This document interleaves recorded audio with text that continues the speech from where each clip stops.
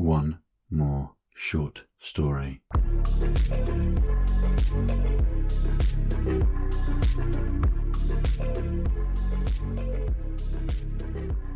Hello and welcome to episode 12 of One More Short Story with me, Chris Fulwell, the bite-sized audiobook podcast of writing battle stories.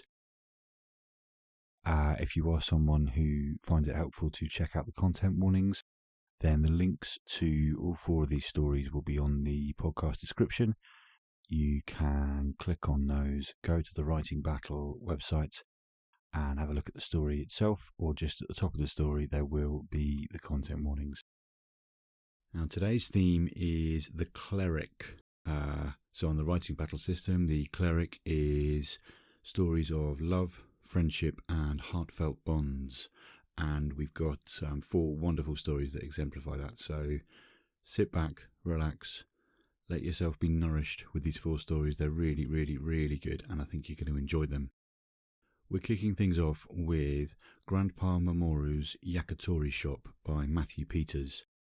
This was from the Winter Flash Fiction 1,000 word competition a couple of years ago now. And Matt had the prompts of Culinary Catastrophe, which is a great name for a genre as far as I'm concerned, Optimist, and Skull. Now, Matt lives in Japan and he knows an awful lot about the culture. He's really keen on the culture, and he's done an excellent job with the story of what a grandson does with his late grandfather's yakitori shop. Now, I won't say any more about that because I don't need to. I will let Andrew Fieler take it away. So this is Grandpa Mamoru's Yakitori Shop by Mathew Peters, narrated by Andrew Fieler. Our family was called into the inurnment room after the cremation had ended. The ash and bone remains of Grandpa Mamoru's body rested on a stainless steel table in the center of the room. It was easy to feel the other's trepidation. My mother sobbed in heaving bursts, and my father's stony face was a dam that held back a flood of emotions. But as hard as it was to see Grandpa reduced to ash, I was glad that he no longer had to endure his painful fight with cancer. Now, he could be at peace. I moved to the head of the table, and the rest of my family gathered around and began placing bones into the urn. Grandpa had raised me in the yakitori shop my great-grandfather had built while both my parents worked. He chose me as his successor, so it was my duty to place his skull in the urn after all the bones had been collected there. The hollow eyes peered at me from the ash, and I recalled our last conversation. "You are a good boy, but you're too easygoing. You have too much faith that things will be fine. Too much faith in fortune and not enough effort to make that fortune come to pass. Come on, Grandpa, you're being too serious. Let's talk about happier things," I said. He grabbed my arm. "Nothing good comes without effort. You must learn to pay attention to the small details." "I've been working with you for years now. It'll be fine," I said, laughing. "People don't just come to our shop for chicken and drinks. They come to belong, to share their troubles, to navigate this tumultuous life. We provide them with the space to find peace with their friends and companionship in this lonely world. You need to be reliable, Ken. You need to ensure that everything runs smoothly so they can keep their attention on their lives, their hopes and dreams." "I know," I said, lighthearted as always. But seeing the worry and urgency in his cloudy eyes, I grew serious. "I swear that I will take care of the shop and our guests, Grandpa." The days following the funeral were a flurry of social obligations, and before I knew it, it was time to reopen the restaurant. The shop was spooky without Grandpa. It was strange how the absence of someone could make a place feel so much emptier than it was. With this lonely feeling, I took stock of the grill, but stopped when I laid eyes on the earthenware tare sauce pot my great-grandfather had started our shop with, the one my grandfather had continued to use. The sauce inside held over 80 years of flavor. Grandpa's body might be gone, but his heart and soul were in that pot. Feeling comforted by his presence, I pushed the loneliness aside and prepared chicken skewers for the evening. The day's business began, but without Grandpa next to me or his demanding instructions, my formerly instinctive movements were clumsy. I failed to move smoothly from one task to the next. I was behind, but the staff jumped in and helped. To stave off their worries, I smiled and told them, "It's just first day jitters. Things will be fine soon." More guests arrived, old faces and friends.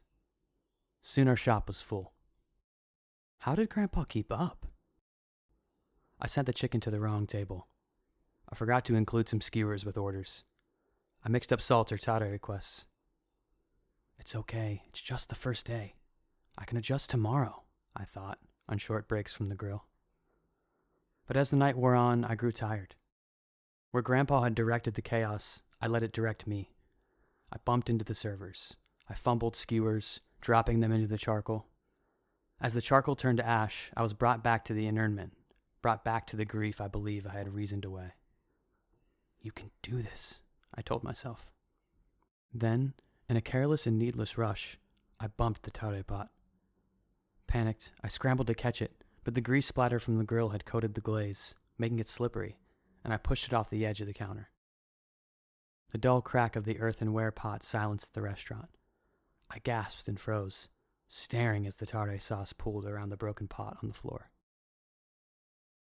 The staff acted quickly, carefully picking up the pieces and placing them on the counter.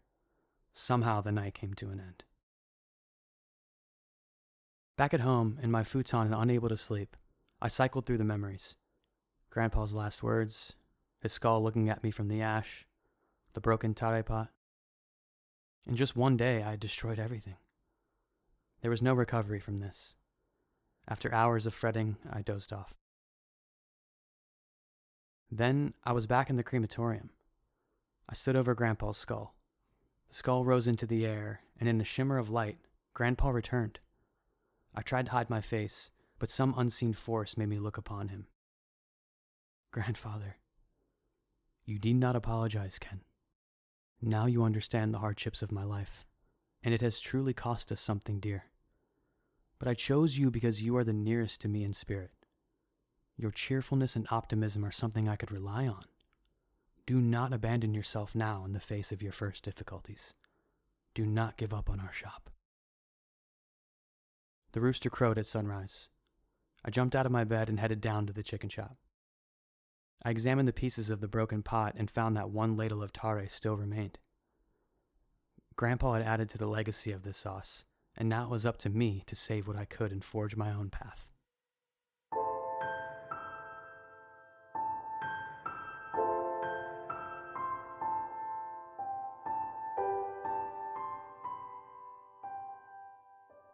It's a really, really good story, and I can see why it got to the final 8, the Elite 8 in that competition. Matt did a terrific job. Andrew read it beautifully for us, as ever. Nice and understated, really conveying the humanity of the story. I love the descriptions of how different family members are handling their grief, about how Ken's internal struggles are shown, and absolutely the optimism there at the end about how Ken's going to take things forward. It's, very, very strong story. Well done, Mathew. Our next story is Self-Portrait by Geoffrey Davis. First time I've come across any of Geoffrey's writing. It's a really awesome story. It's from the Summer Nanofiction, the 250-word contest last year in the Kindness of Strangers genre. And Geoffrey had Kindness of Strangers, Artist and Spray Paint for his prompts. They match up beautifully, and he's taken them and he's run with it, and it's a really, really good story. It's narrated by Lauren Hogg, who's done an excellent job of narration here for us. So, here we go. We have Self-Portrait by Geoffrey Davis, narrated by Lauren Hogg. The street lamps cast halogen yellow upon the concrete that will become my final canvas. Cars hum on the overpass above, rattling with portent as they pass into the night. With a deep breath and a spray can in each hand, I begin. The art that flows from me is abstract and meaningful. Jagged geometrics dance on the pebbled surface of this seldom used road. My life story told in paint. Every art teacher who dismissed my work as amateurish.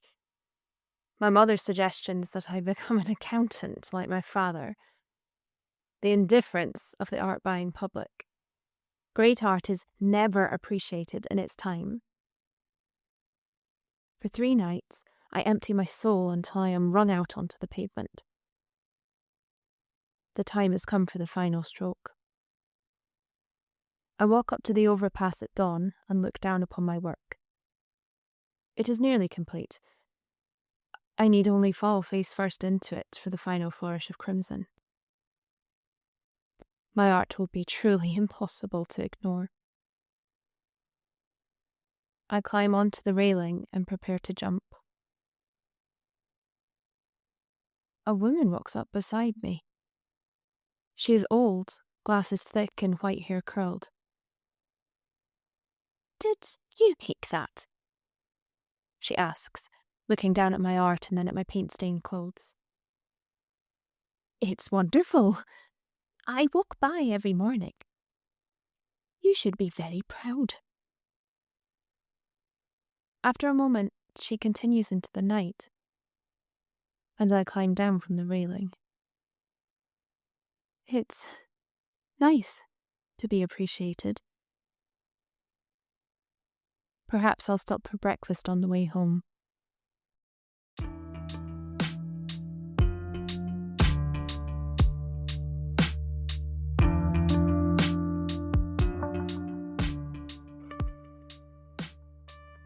Such a great story and very, very well read by Lauren there. I'm sure we'll be hearing more from Lauren in the future.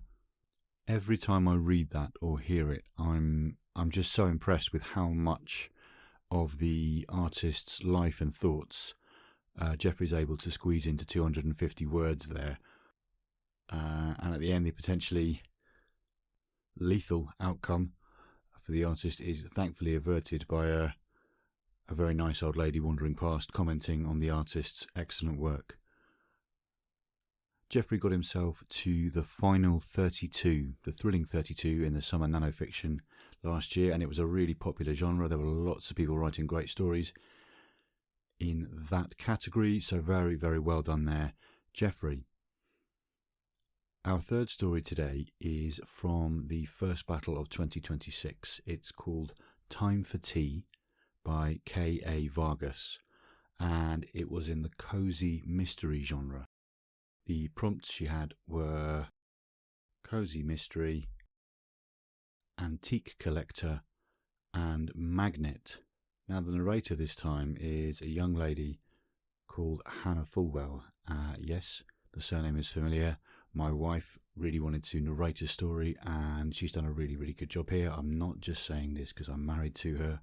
So here we go. This is Time for Tea by K.A. Vargas, narrated by Hannah Fulwell. The town of Whispersham had a secret, whispered behind closed doors between neighbours over tea, but hidden in plain sight. Every Sunday at precisely 4, my grandmother hosted tea for the Ladies Historical Society. The simple fact that our town's founding charter was signed in the same drawing room where tea was served may have influenced the location of this long-standing tradition. I loved the fancy cakes, finger sandwiches arranged on tiered trays, and the frilly hats the ladies wore hiding their ears. As a child, I would nibble on sweets while my grandmother and her friends chatted about familial duty and ancestral responsibilities between sips of Earl Grey or Darjeeling. I'd nod and pretend to follow along while sipping green tea. My grandmother imbued the same love and care into my teddy bear tea parties as her tea with her friends. We'd sit in the library, surrounded by first editions, antiques on every shelf, and my grandmother would tell me stories. Stories she insisted were bound by truth and duty of fairies from far away who were tasked to protect the land where Whispersham now stood. The drawing room may have been a room of secrets shared over tea, but the library was filled with stories and magic. I blinked back tears at the memories. "I'm sorry for your loss," the town solicitor says, retrieving an envelope. "Thank you," I say, with an unsteady smile. "Your grandmother will be missed," he says, looking sad and somehow hopeful. "Yes," I nod, "she will be." I stare at the gold filigree ring she gave me on my 21st birthday. Our family crest, a 7-pointed star, rests on my finger. The smell of leather-bound books fills the air and my heart. As her only surviving heir, his phone's shrill ring interrupts. "Apologies, I have to go." He quickly glances down before snatching his briefcase. "Your grandmother wanted you to have that." He points towards the letter on the table before taking his leave. "Yes, I just left her with it." His voice fades down the hallway. What an odd little man. I shake my head before opening the letter. My grandmother's rose perfume lingers on the page as I read her last words to me. "My sweetest Aubrey, look within for secrets found where truth is bound. Love always, Grams. P.S. Tea is at 4. I flip the letter over. That's it? I turn it over again before looking around the library as if searching for meaning on the shelves. What secrets? A loud bell startles me from my thoughts as the antique desk clock chimes the hour. Gears whir loudly as delicately carved figures spin in a dance, their pointed ears reminding me of the stories my grandmother told me as a child. The clock stills and quiet wraps around me like an embrace. What am I supposed to do now? I reread the letter. Frustrated, I toss it onto the table where it slips neatly under the clock. Knowing me, I'll forget where it is if I just leave it. Out of sight, out of mind. I reach for it and feel my ring tug towards the clock face like a magnet. That's interesting. I slide the ring from my finger and examine the clock once more. The aged wood is polished and has been meticulously maintained. The gold inlay shines as it winds up the side in a blooming garden vine. No, not a vine. What in Whispersham? I lean closer, inspecting it intently. It's a map of the town, with its tidy streets and the town square, and my family crest lies in the centre. Running my finger over its design, I feel a slight groove. I press on it, but it doesn't move. I trace the seam with my fingernail, looking for a catch to lift it, but there isn't one. I align my ring to the 7-pointed star on the clock and press once more. It gives with a soft click. What kind of secrets would be kept in a clock? The hidden hinge releases, and as I pull back, it swings open, revealing a key resting on a folded sheet of paper. The clock's gears spin, keeping time as I retrieve both key and note from inside. Soft golden light filters through the windows. I smell roses and Earl Grey tea. My grandmother. My hand tingles where I grip the key, and with a slight tremble, I open the letter. My darling, goodbyes are not the end. I hope you remember the stories we shared over tea. My truth is now yours. Love always, Grams. P.S. Start at the beginning. The beginning? What truth? I look around the library for a keyhole. Anything that seems out of the ordinary, something that doesn't match my memory. Nothing stands out. So I start in the corner where we used to have teddy bear tea. First editions line the shelves filled with priceless stories, and I remember as I go through each one, shelf by shelf. The clock strikes 2, then 3, and I still haven't discovered a hidden truth. No concealed doors or rooms, no place for a key. I huff, blowing hair from my face, and turn toward the drawing room on the other side of the hallway. I glance at the clock. It's nearly tea time. That's it.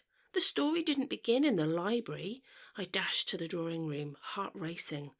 There, on the far wall of the drawing room, hangs a replica of the town charter with a 7-point star inlaid in the frame, a keyhole in its centre, a perfect fit. The frame lifts, revealing a beautifully embossed book with our family crest. I feel it then in the weight of the ring on my finger, the weight of the truth. The fairy tale was never a story, but our family history, a shared secret hidden in plain sight, our duty bound. I pour myself a cup of tea. Whispersham's fairies were safe with me.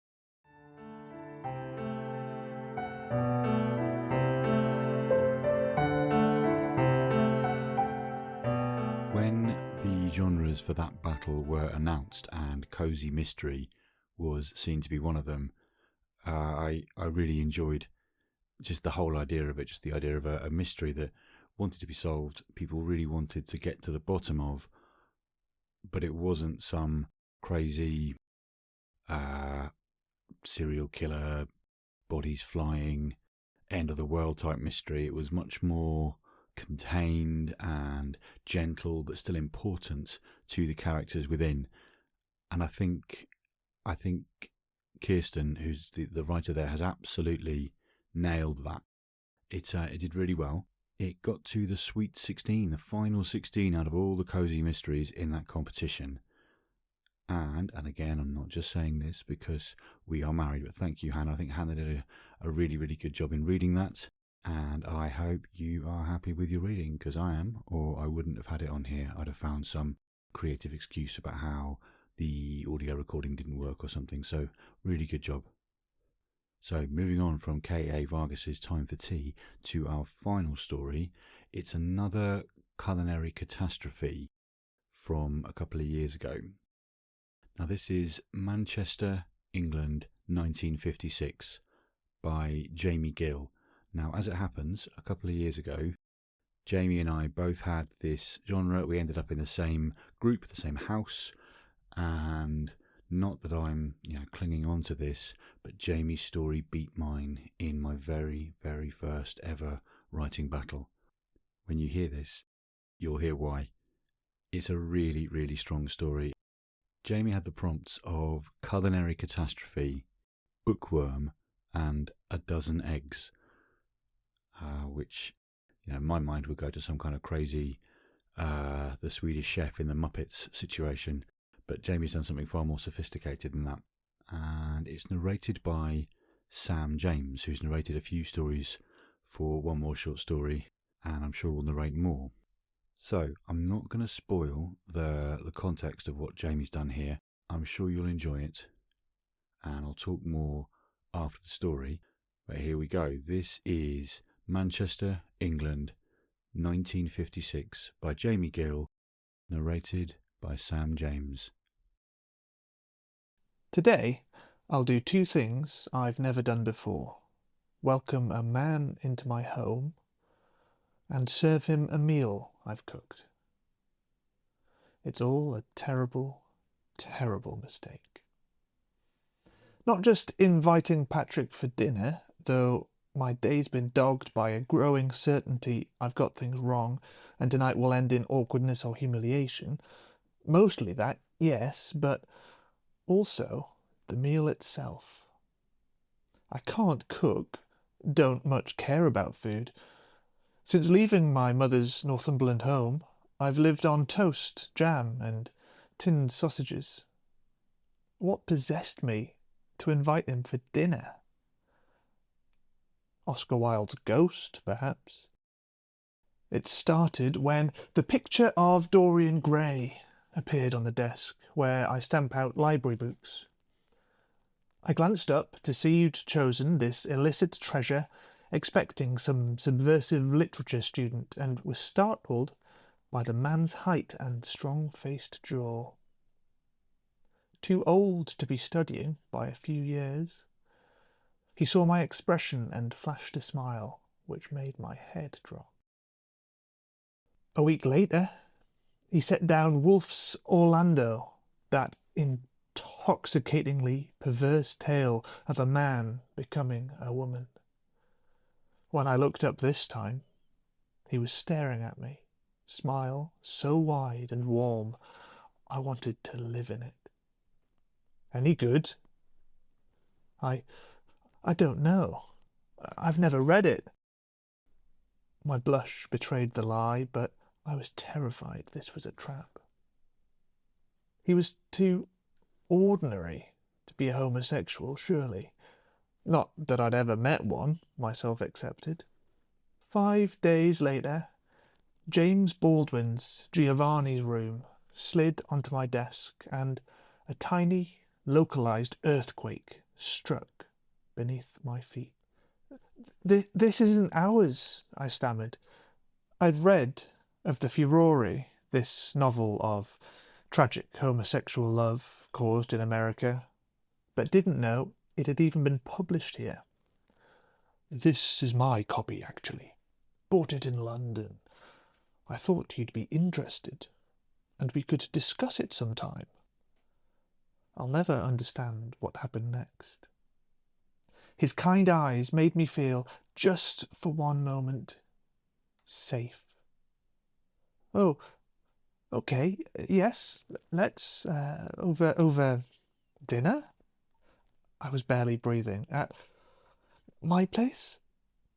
How wonderful.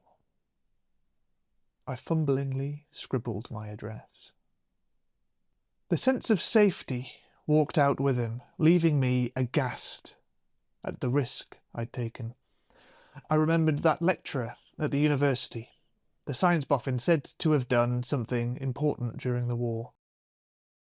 He'd been arrested for gross indecency with a man and died soon after, rumoured by suicide.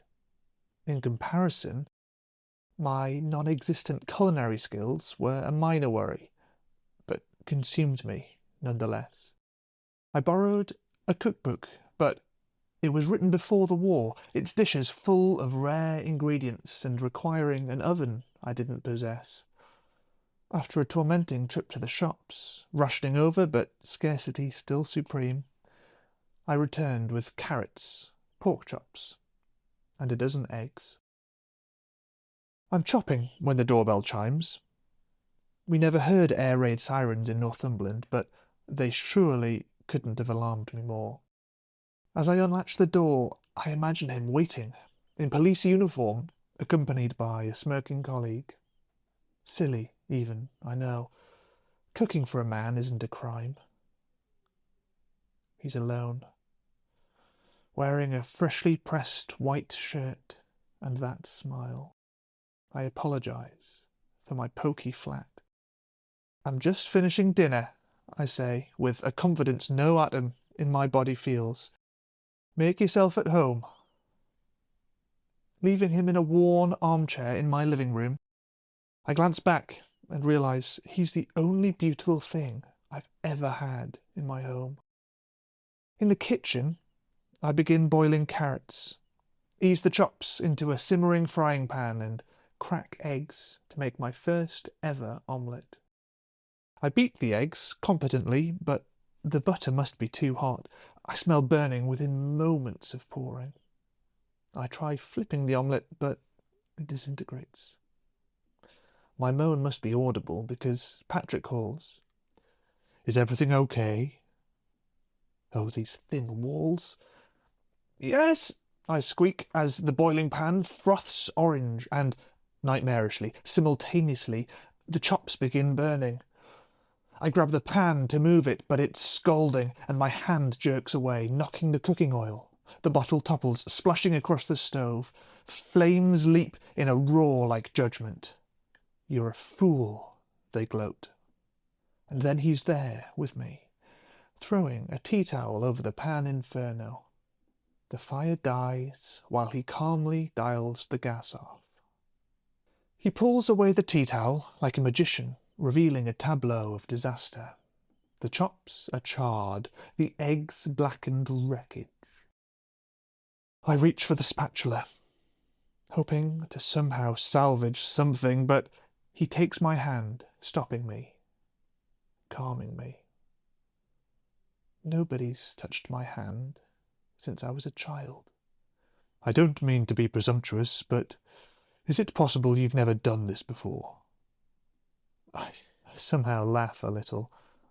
Well, he says, languidly, I wasn't in the mood for chops anyway. Do you know what I hanker for? Bread and butter. Don't suppose you have any? We sit in armchairs, eating our pauper's supper. He looks at me fearlessly. I glance at him. The memory of his hand on mine glows, but doesn't prove anything. Do you know you're handsome when flustered? I shake my head, flushing. He regards me, with a strange, kind sadness. Do you know you're handsome at all? I shake my head again. Nobody's ever said this to me. This can only be a dream. The universe has never given me much of anything, so it's impossible it would now hand over everything I've longed for. But would I smell lingering smoke if dreaming? He pushes his plate aside and steps toward me, hand outstretched. I rise, fingers shaking in his. Can I kiss you? Another thing I've never done before. So many things I've never done and long ago accepted I would never do. Like they lay at the end of a tunnel that had collapsed, trapping me alone in darkness on the other side. His free hand takes my chin, lifts my face so our eyes meet, and the future fills with light.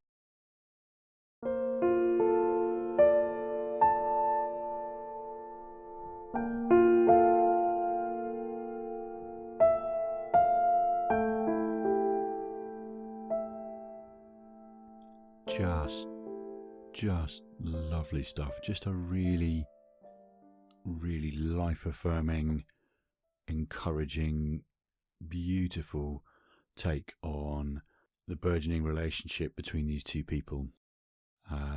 Anyone that's ever had a mishap in the kitchen will absolutely relate to the disaster that's occurring before Patrick nobly goes for bread and butter, and everything moves on very sweetly from there. Now, that story was from the 2024 flash fiction Winter Battle. As I think I said earlier, Jaime scored 7 points in the initial duels for that. Now, this is before the days where 7 points would get you into the showdown, so he didn't quite make it. He picked up an honourable mention, but as Sam's excellent narration shows, the points you score in a battle don't dictate the quality of a story. We've got an excellent story there, very, very well brought to life by Sam. Now, if you know Jaime, he's quite a prolific writer, doesn't really like to talk about himself or make a big deal out of his successes. But since then, he's gone on to do all kinds of wonderful things. He's won writing battle a couple of times. He's picked up the most valuable writer for the most number of cumulative points and successes. He's published here, there, and everywhere.